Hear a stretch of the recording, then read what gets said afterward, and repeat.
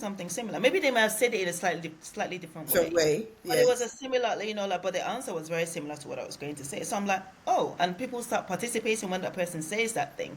So I'm like, oh, so my idea wasn't stupid, actually. Like, yeah, I had a valid point. Yeah. So I think you need to realize. So one thing I would say is, first of all, understand that there is imposter syndrome, and it's a form of fear.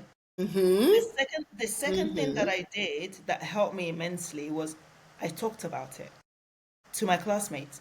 Now I'm not saying get a megaphone and announce it in the Yeah, of class. Oh, course. by the Of way, this. course. But you speak to individuals when you have, like, catch ups with different people in class. You get your opportunities to speak to lots of different people. So just you will know who to talk about it with.